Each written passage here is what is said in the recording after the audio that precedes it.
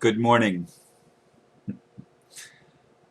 Another strange morning for me. I changed the title just a few minutes ago. It's Perceptions of Time, and I added, and Duality. For many, it appears that time is speeding up. Others might see it as slowing down and allowing people to see things they never they never noticed before. Still, more people have the perception that time is almost standing still, with nothing much happening. As I watched the clock cover an hour and a half before getting out of bed this morning, I felt somewhat amazed at how it seemed larger amounts of time were being squeezed into only a few minutes, as shown by the digits on the screen. What does all this mean? I'm really not sure, but it's what I am pondering this morning. Duality may be a part of it. Indeed, I woke up a number of times before it was even 2 o'clock this morning. And I kept thinking like I had fallen asleep and slept for a while, and I'd look at the clock again, and it would be 5 minutes, 6 minutes, in some cases only a couple minutes, and yet it seemed like it was much longer. And it was baffling me because that hour and a half or so before I got out of bed, just past 3:30, seemed to take forever. I mean, it seemed like it was just going on and on and on.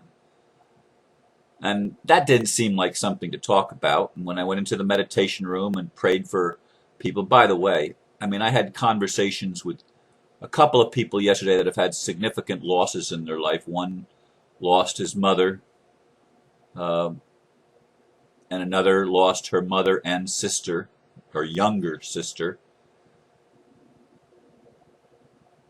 And there's lots of loss, and I was made keenly aware of that as I had conversations with a number of people yesterday. But two in particular had significant loss in their life, and they're wondering, well, one of them anyway, was wondering what it's all about. In the one case, the loss of the mother, the four siblings are doing what siblings often do when there's property to be divided, arguing. But anyway, time. Oftentimes it does seem to me that things are really accelerating and really speeding up. I felt that a lot last year in 2011, and I felt it the earlier part of this year, that things were really accelerating and moving forward very quickly. And then I reached a place, and I don't know exactly what time that was or what date that was, but I had this sense that all of a sudden it seemed like nothing was happening. And indeed, the part about seeing things you never noticed before, this is another thing that I've been made aware of in my own life. I'm seeing how things are connected in my own particular life that I didn't have much awareness of previously. But all of a sudden I'm able to have a higher degree of focus, almost as if time is standing still and saying, look at this. Now, I made the statement after 11/11 last year, 11/11/11, that we were entering into a period of no time. And in a sense, I think that's what this entire year from November last year till the end of this year is. It's basically no time. It's a flux period between the old paradigm and the new paradigm. Neither of them are fully in control yet. So there's a dance going back and forth between the two. And sometimes it seems like it's regression, and sometimes it does seem like there's things moving. Both of them are illusions because time is an illusion. Or when I say an illusion, it's a perception. It's a perception from where we are individually in our personal growth process, in our personal awakening. Where are we? What is it that our soul, our spirit, is getting us to focus on? How are we being made to see the new realities? And for each one of us, there's going to be sometimes vast differences because it's not all the same. Every one of us has a different perception of reality. And how are those perceptions, instead of conflicting with each other, how are they going to be brought into a harmonious synchronization where events are able to unfold to bring peace rather than continuing the same issues of warlikeness and conflict that we're all so familiar with? Which brings me to that other part of the title that I added at the last minute, duality. Duality is the quality or character of being twofold. Anytime I hear people saying that we're going to end duality, and I talked with one of my friends yesterday about this, I keep thinking, man, you don't know what you're talking about. If duality ends, the physical universe, creation as a physical manifestation, can no longer exist. Because the only way creation can exist is for there to be duality, or a dance between apparent opposites, masculine and feminine, or male and female. The positive and negative charges of particles or waves that seem to do this dance with each other and create the manifestation of form or matter.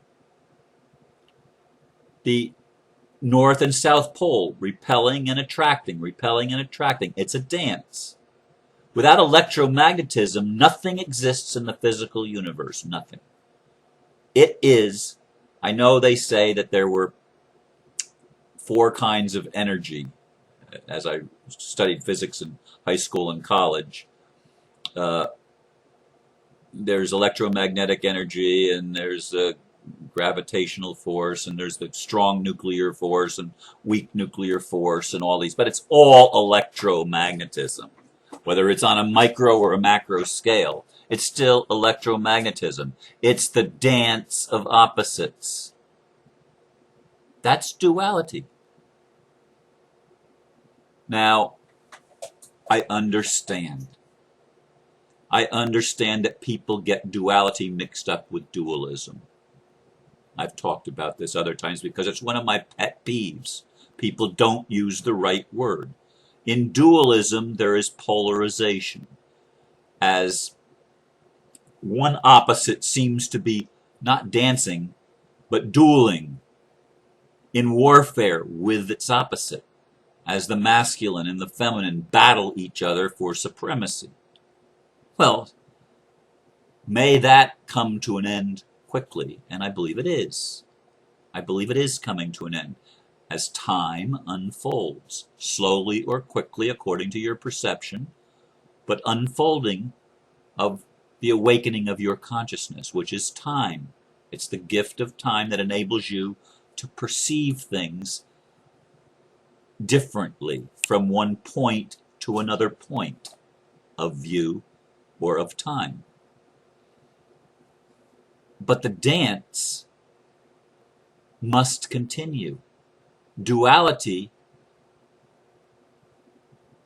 if duality ends, it's annihilation. It's timeline 1, not timeline 2. Timeline 2 that takes us into the 5th dimension and higher dimensions is not the end of duality. It's the beginning of unity within the dual nature of creation. It's the synergy that takes place between the opposites that brings forth the creativity and the beauty and the newness the freshness of life itself, birthed again and again and again. This is where I see us in 2012. Not ending duality, but having a greater appreciation for the dual nature of the creation of the cosmos, a creation that has appeared to be conflicted, but it's conflicted because certain beings forgot who they are. You remove man from the equation on Earth, Earth is beautiful. Earth is balanced. Earth is in harmony. What creates the disharmony is man. And why man? Because man has the ability to create delusion. Not illusion, but delusion. Man has the ability to create the experiential reality of something that has no basis in fact. In other words, it's built on lies. It's built on things that simply aren't true. Ideally, or especially, I should say, especially the concept that one thing is separated and disconnected from the other thing, or person, whatever it may be. I am me, I am not you.